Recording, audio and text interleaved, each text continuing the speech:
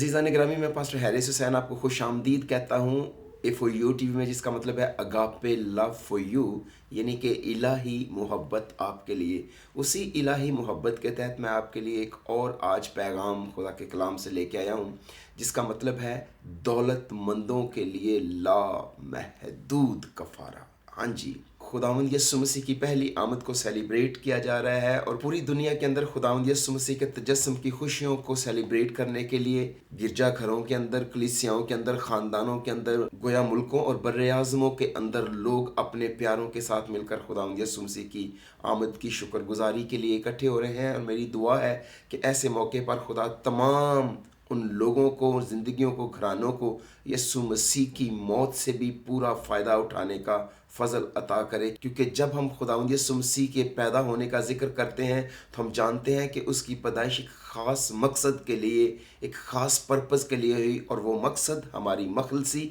हमारी खलासी और हमारी नजात है। आज जब मैं बात कर रहा हूँ अमीरों या दौलतमंदों के लिए लामहदूद कफ़ारे की, तो मेरे कहने का मतलब ये है कि हर एक शख्स को जो रोहे ज़मीन पर बस्त है, उसको खुदावंद यीशु मसीह के कफ़ारे की ज़रूरत है। और खुदावंद यीशु मसीह का कफ़ारा हर तबके के लिए, हर गिरोह के लिए, हर उम्मत के लिए, हर अहले ज़ुबान के लिए, हर कबीले के लिए मुवस्सर है और लामहदूद है। इन कबाइल के अंदर, इन ममालिक के अंदर, दुनिया के किसी भी हिस्से के अंदर, दुनिया के अंदर जहाँ कहीं भी लोग बसते हैं या बस के जा बसे हैं या गुज़र गए हैं, हम ये बात जानते हैं कि लोग बुनियादी तौर पर गुनहगार हैं। चाहे वो मसीह से पहले थे या मसीह के बाद में, वो इलाही फजल के मोहताज थे और हैं। इसीलिए खुदावंद यीशु मसीह का कफ़ारा हर तबके, हर उम्र, हर कबीले, हर एक शख्स के लिए मुयस्सर और लामहदूद कफ़ारा है। चूँकि मेरा अनवान है कि दौलतमंदों के लिए लामहदूद कफ़ारा, तो इस पर मैं बात ये करना चाह रहा हूँ। खुदावंद यीशु मसीह ने बड़ी खूबसूरत बात की जो मैं आपके साथ बांटता हूँ। उन्होंने फरमाया, और अगर आदमी सारी दुनिया हासिल करे और अपनी जान का नुकसान उठाए तो उसे क्या फ़ायदा होगा? या आदमी अपनी जान के बदले क्या देगा? अगर सारी दुनिया इंसान हासिल कर ले और अपनी जान गंवा दे, अपनी ज़िंदगी खो दे, और अगर दुनिया के अंदर दौलत हासिल करके भी इंसान अबदी ज़िंदगी से महरूम रह जाए, तो फिर उसे इस दुनिया में रहने से क्या हासिल? क्योंकि खुदावंद यीशु मसीह ने यही फरमाया कि अगर इंसान सारी दुनिया हासिल करे और अपनी जान का नुकसान उठाए तो उसे क्या हासिल है। अजीज़ान मन, इसीलिए खुदा चाहता है कि सब आदमी नजात पाएं और सच्चाई की पहचान तक पहुँचें। अगर आप खुदावंद यीशु मसीह की आंखें रखने वाले लोग हैं या खुदावंद यीशु मसीह का तर्स नस्ले इंसान के लिए आपके दिल में है, तो आप खुद सोच सकते हैं और फैसला कर सकते हैं, अजीम ताजर, नामवर सियासतदान, ताकतवर रहनुमा, क्या उन्हें निजात के पैगाम की ज़रूरत नहीं? यकीनन हम सब की तरह ताकतवर लोगों को भी खुदाई फजल की ज़रूरत होती है। उन्हें अपने निजात दहिंदा को जानने की ज़रूरत है। खुदा वफादार ईमानदारों और ख़ास हालात को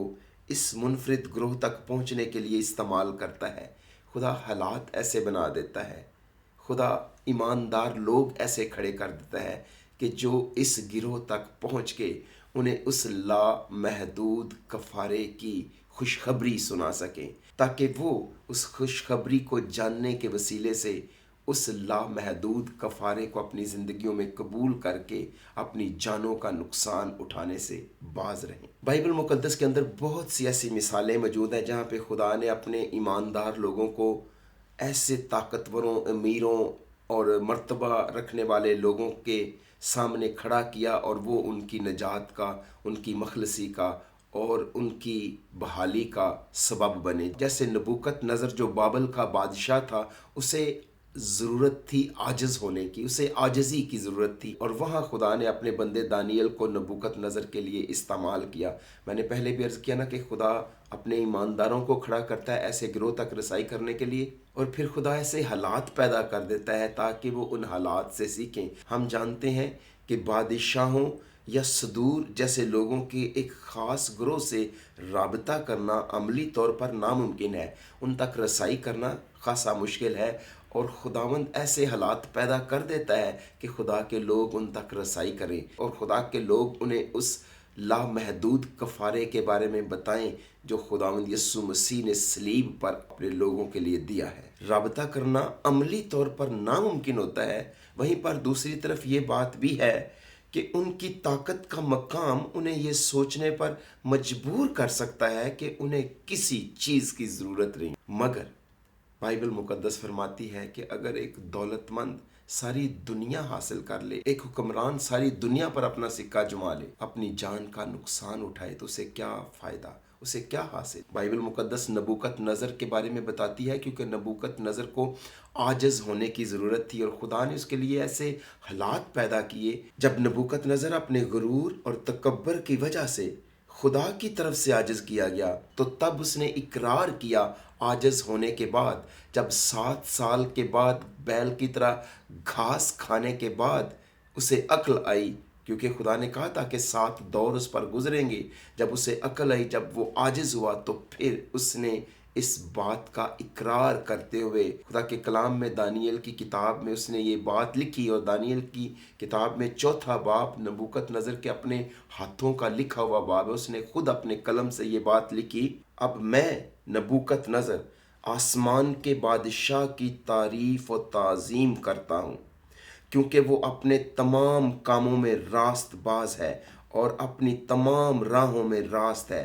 اور وہ فخر سے چلنے والوں کو عاجز کرنے کے قابل ہے، اور وہ فخر سے چلنے والوں کو عاجز کرنے کے قابل ہے۔ عزیزو، خدا آج بھی ایسے دولت مندوں کو، ایسے طاقتوروں کو، ایسے حکمرانوں کو عاجز کرنا جانتا ہے جیسے خدا نے نبوکت نظر کو عاجز کیا، اور ان لوگوں کو عاجز کرنے کے لیے پہلی بات وہ دانییل کی طرح پرعزم ایمانداروں کو اثر و رسوخ کے عہدوں پر فائز کرتا ہے، انہیں طاقتوروں تک پہنچنے کے لیے پل کے طور پر استعمال کرتا ہے۔ خدا کا یہ طریقہ کار رہا ہے، گو اس کے پاس ہزاروں طریقے ہیں ایسے لوگوں تک رسائی کرنے کے، مگر اس کا ایک طریقہ یہ بھی ہے، اور دوسرا اس کا عام طریقہ یہ ہے کہ وہ براہ راست مداخلت کرتا ہے اور ان کے غرور اور تکبر کو کم کر کے انہیں خدا پر انحصار کرنے میں پہچان دینے کے لیے رہنمائی کرتا ہے۔ تو نہ صرف خدا اپنے دیانتدار ایماندار لوگوں کو ان حکمرانوں، ان طاقتوروں، ان دولت مندوں تک پہنچنے میں مدد دیتا ہے، بلکہ وہ خود بھی براہ راست ڈائریکٹلی طور پر مداخلت کرتا ہے اور وہ لوگوں کو عاجز کرنا چاہتا ہے، حلیم کرنا چاہتا ہے، کیونکہ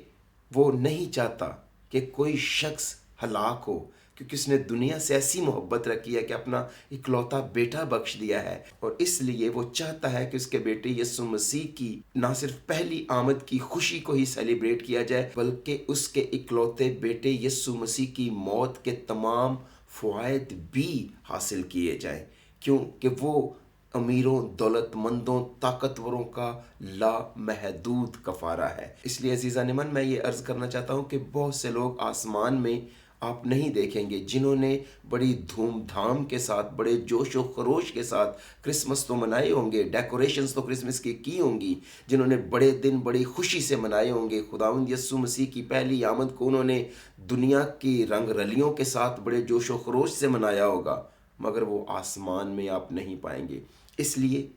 کہ انہوں نے کرسمس کی خوشیاں تو منائی ہوں گی، کرسمس تو سیلیبریٹ کیے ہوں گے، مگر انہوں نے اس کے بیٹے کی موت یا اس کی بیٹے کی صلیب سے پورا فائدہ حاصل نہیں کیا ہوگا، اس کفارے کو انہوں نے اپنے لیے اپنایا نہیں ہوگا، اس لیے وہ لوگ آسمان سے محروم ہو جائیں گے۔ دوسرے سلاطین کے 5ویں باب میں بائبل مقدس کے اندر ایک ایسے نامور طاقتور سپہ سالار کی کہانی ملتی ہے، نعمان شام میں ایک عظیم شخص تھا۔ ایک لڑکی کا استعمال کرتے ہوئے خدا نے اس کی رہنمائی الیشا نبی کی طرف کی تاکہ وہ اپنے کوڑ سے شفا پائے۔ اس وقت نعمان نے اپنی زندگی خدا کے حوالے کر دی اور اس کی خدمت کرنے کا فیصلہ کیا۔ جس چھوٹی بچی کو خدا نے نعمان کی شفا کا ذریعہ بنایا تاکہ وہ الیشا نبی تک پہنچے، یہ بچی اس ملک کی نہیں تھی، یہ بچی اسرائیل سے اغوا کر کے یا اسرائیل سے اٹھا کے دشمن لے گئے تھے، اور وہاں جا کے اسے نعمان کے گھر میں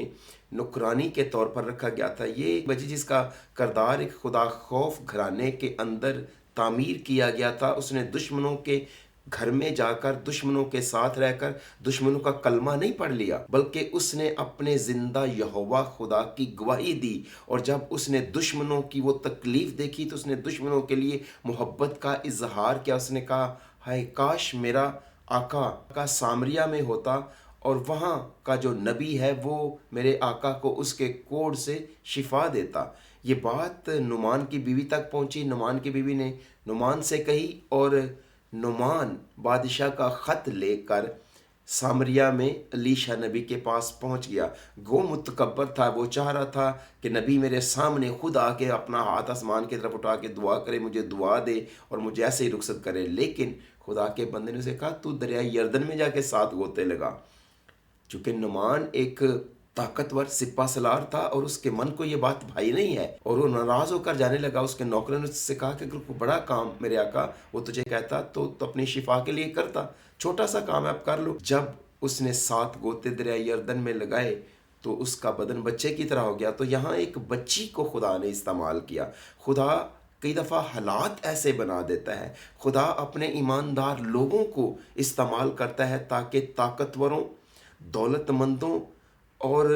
جو مرتبے والے لوگ ہیں ان تک رسائی وہ کر سکے۔ وہ خود بھی مداخلت کرتا ہے اور اپنے ایماندار لوگوں کو بھی استعمال کرتا ہے۔ اس لیے عزیزان من، اگر آپ استعمال ہونا چاہتے ہیں تو خداوند آپ کو بھی اپنے دندانے دار آلات بنا کے استعمال کر سکتا ہے، دوسروں کی نجات کے لیے، دوسروں کی مخلصی کے لیے، تاکہ آپ اس لامحدود کفارے کی خوشخبری ان طاقتوروں، ان دولت مندوں تک جو ہیں وہ پہنچائیں۔ اور یہ بڑا ضروری ہے کہ آپ یہ ذہن میں رکھیں کہ آپ کے ساتھ بادشاہوں کا بادشاہ ہے، آپ اس کے ایلچی ہیں، اور خدا نے آپ کو اپنے ایمبیسیڈر بنا کے بھیجا ہے۔ اور یہ چھوٹی بچی جو اس ملک میں ایک غلام کے طور پر لے جائی گئی، دانییل کی طرح اس نے ایک بڑا کام کیا اور خدا نے اپنے نام کو جلال دیا۔ اور یہاں جب نعمان جو ایک سورما تھا، فوجی سردار تھا، اور بادشاہ کو اس کے ہاتھ پر بڑا فخر تھا، جب صحت یاب ہوا تو صحت یاب ہونے کے بعد نعمان نے شفا یاب ہونے کے بعد 2 غیر معمولی درخواستیں الیشا نبی سے کیں۔ پہلی درخواست اس کی یہ تھی کہ 2 خچروں کا بوجھ مٹی اسے دی جائے کہ وہ زندہ خدا کی عبادت کے مقصد سے اسرائیل سے واپس شام میں لے جائے، کیونکہ اس نے کہا کہ میں جان گیا ہوں کہ آسمان کے خدا کے سوا کوئی اور معبود نہیں ہے، اور اب سے آئندہ سے تیرا خادم کسی اور معبود کی عبادت نہیں کرے گا بلکہ خدا کی جو آسمان اور زمین کا مالک ہے عبادت کرے گا۔ تو اس ایک واقعے نے نعمان کی زندگی بدل دی، اور شفا یاب ہونے کے بعد اس نے اپنی زندگی خدا کو دے دی۔ اور آج لوگ شفا کا دعویٰ کرتے ہیں، لیکن شفا ملنے کے بعد بھی آج کا ٹرینڈ یہ ہے کہ لوگ اپنی زندگیاں خداوند کو نہیں دیتے۔ اور بائبل میں ایسے شخص کی گواہی اس لیے لکھی گئی کہ جس کی بیماری جینون تھی اور جس کی شفا جینون تھی۔ یا تو پھر آج بیماریاں جینون نہیں ہیں یا پھر شفائیں جینون نہیں ہیں، اسی وجہ سے شاید لوگ آج اپنی زندگیاں خداوند یسوع مسیح کو دیتے نہیں ہیں۔ کیونکہ جب نعمان شفا یاب ہوا تو اس نے اپنے ایمان کا اظہار یوں کیا، کیونکہ تیرا خادم اب سے آگے کو خداوند کے سوا کسی غیر معبود کے حضور نہ تو سوختنی قربانی نہ ذبیحہ چڑھائے گا۔ کیا خوبصورت بیان ہے! ایک واقعے نے نعمان کی زندگی بدل کے رکھ دی، وجہ کہ اس کی بیماری جینون تھی اور دوسری اس کی شفا جینون تھی، جس کی وجہ سے اس نے اپنی زندگی حقیقی طور پہ خداوند کو سونپ دی۔ آج بہت سے لوگ شفا یاب ہونے کا دعویٰ کرتے ہیں، یا تو پھر لوگوں کی بیماریاں جینون نہیں ہوتی یا پھر ان کی شفا جینون نہیں ہوتی، جس کی وجہ سے وہ اپنی زندگی حقیقی طور پر خداوند کو سونپتے نہیں ہیں۔ لیکن چونکہ ہم یہ دیکھ رہے ہیں کہ نعمان کو بڑھنے کے لیے وقت کی ضرورت تھی، ایک ہی دن میں شفا ملی، ایک ہی دن میں اس نے اپنی زندگی خداوند کو دے دی، اور اس کے پاس خدا کے بارے جاننے کا زیادہ وقت نہیں تھا، اور اس کو ضرورت تھی کہ وہ خدا کو جانے۔ خدا کو جاننے میں اسے وقت کی ضرورت تھی۔ شفا یاب ہونے کے بعد نعمان کی الیشا نبی سے دوسری درخواست اس کے ایمان کی سچائی کو ظاہر کرتی تھی، لیکن اس درخواست کے اندر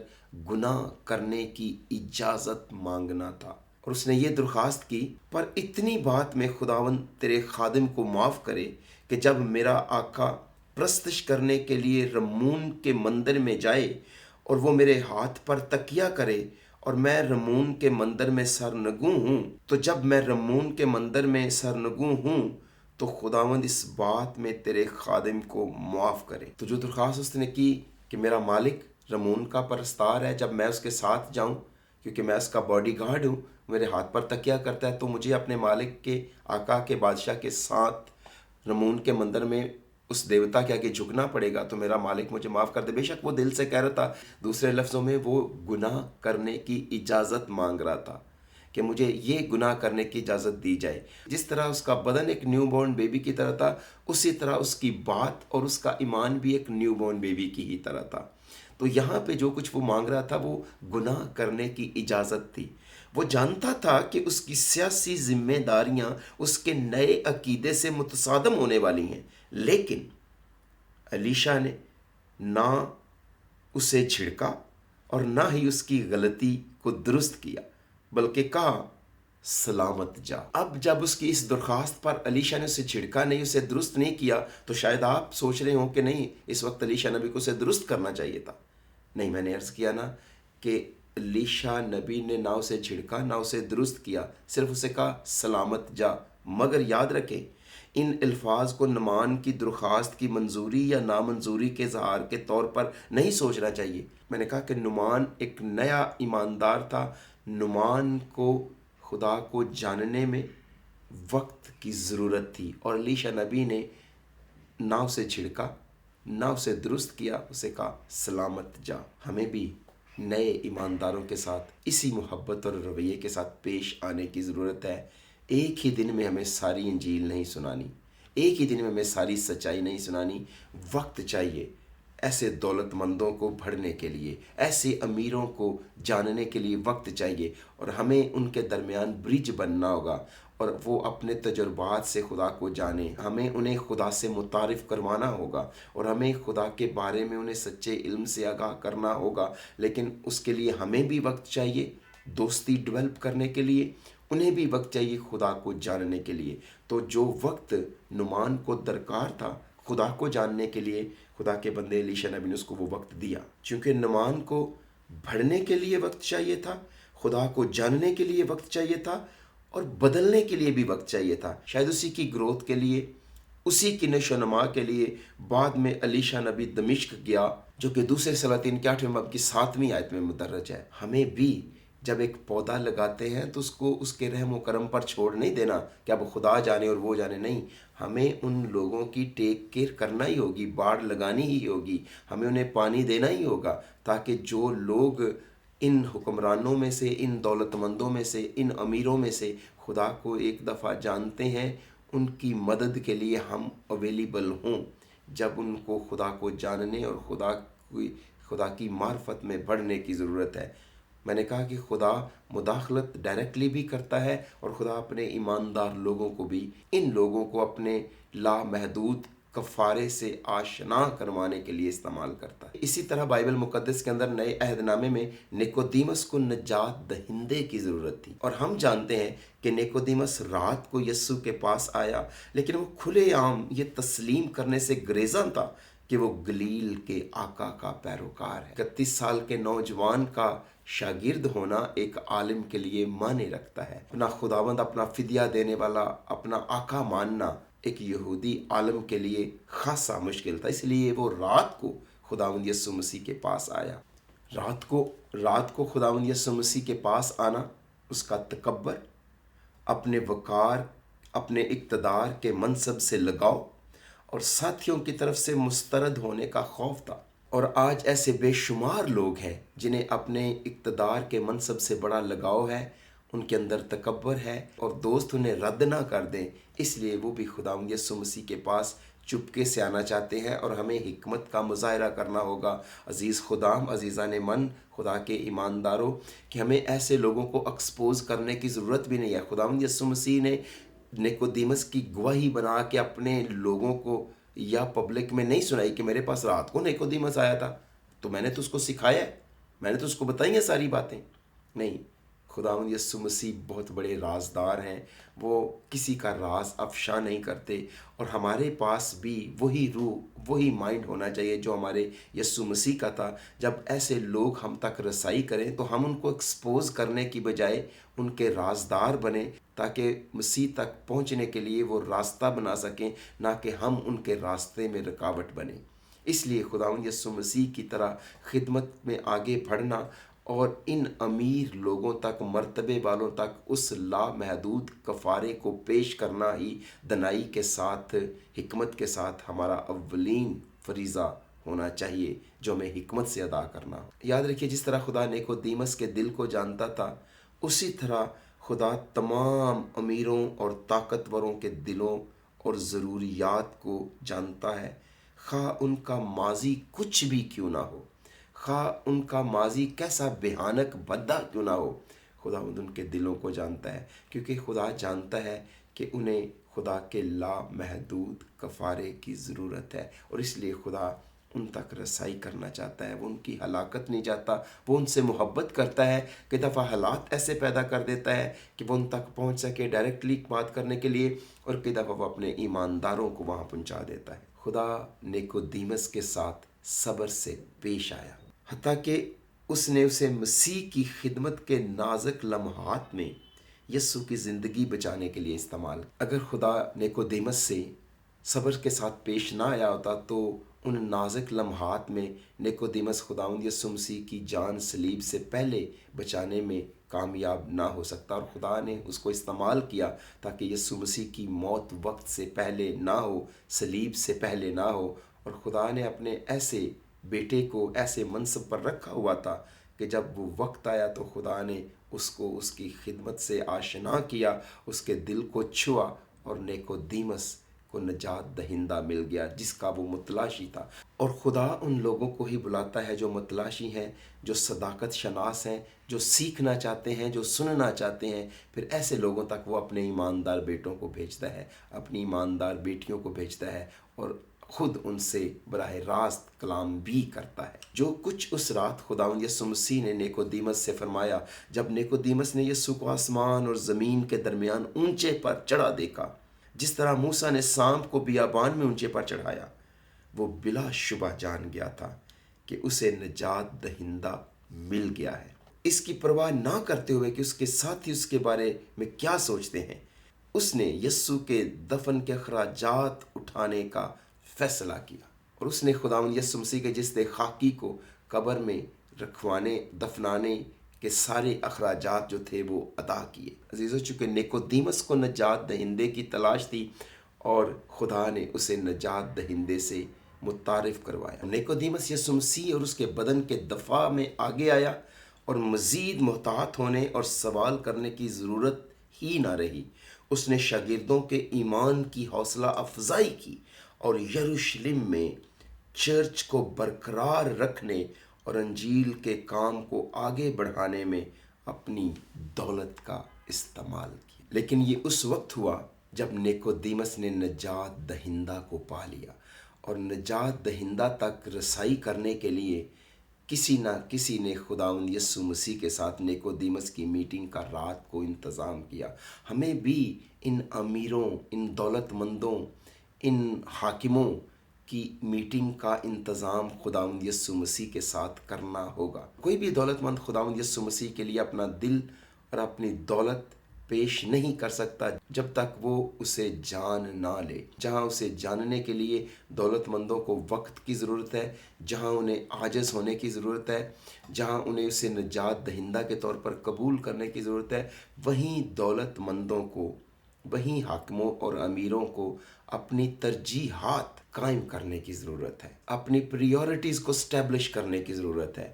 کہ کس چیز کو وہ کون سا درجہ دیں۔ کیونکہ بائبل مقدس میں خداوند یسوع مسیح نے فرمایا، کیونکہ متی 19 باب کی 24 آیت میں جب اب یسوع مسیح کی بات پڑھتے ہیں کہ انہوں نے کہا اونٹ کا سوئی کے ناکے سے گزر جانا آسان ہے، لیکن دولت مند کا خدا کی بادشاہی میں داخل ہونا مشکل ہے۔ کیا اونٹ کا سوئی کے ناکے سے گزرنا آسان ہے؟ کیا ایک امیر آدمی کو بچایا جا سکتا ہے؟ آپ سوچئے، کیا اونٹ کا سوئی کے ناکے میں سے گزرنا آسان ہے؟ کیا امیر آدمی کو بچایا جا سکتا ہے؟ دوسری طرف اگر ایک امیر آدمی کو نہیں بچایا جا سکتا تو پھر کون بچ سکتا؟ کون نجات پا سکتا ہے۔ عزیزان من، کوئی کتنا ہی امیر کیوں نہ ہو، کوئی بھی اپنی روح کی نجات نہیں خرید سکتا۔ امیروں کو نجات کی اتنی ہی اشد ضرورت ہے جیسے کہ کسی اور کو۔ پیسہ جو کچھ بھی خرید سکتا ہو، موت سے چھوٹ نہیں خرید سکتا۔ مزید برآں یسوع نے یہ نہیں کہا کہ ایک امیر آدمی کو بچایا نہیں جا سکتا، بلکہ یہ کہا کہ دولت مند کا آسمان کی بادشاہی میں داخل ہونا مشکل ہے۔ انہوں نے ناممکن تو نہیں کہا،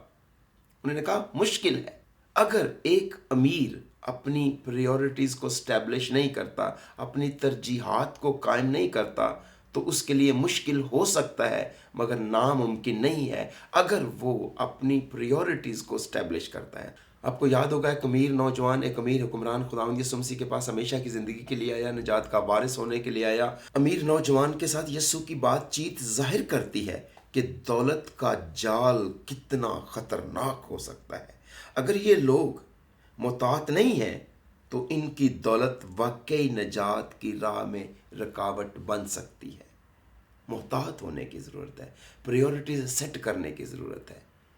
یاد رکھنے کی ضرورت ہے کہ دولت کا جال بڑا خطرناک ہو سکتا ہے، کیونکہ دولت انسان کو یہ کہنے کے لیے اکسا سکتی ہے کہ اسے کسی چیز کی ضرورت نہیں ہے، مگر یسوع مسیح نے آغاز ہی میں فرمایا کہ اگر انسان ساری دنیا حاصل کر لے اور جان کا نقصان اٹھائے تو اسے کیا فائدہ ہے۔ لہٰذا ایک امیر شخص کے لیے آسمان کی بادشاہی میں داخل ہونے کے لیے اسے اپنی ترجیحات کو بدلنا ہوگا، خدا کو پہلے رکھنا ہوگا، خدا کو اول درجہ دینا ہوگا، اپنے سارے دل، اپنی ساری جان اور اپنی ساری طاقت اور عقل سے۔ جو شخص خدا سے محبت رکھتا ہے وہ نجات پائے گا، وہ ہمیشہ کی زندگی پائے گا۔ زکئی کی بات کریں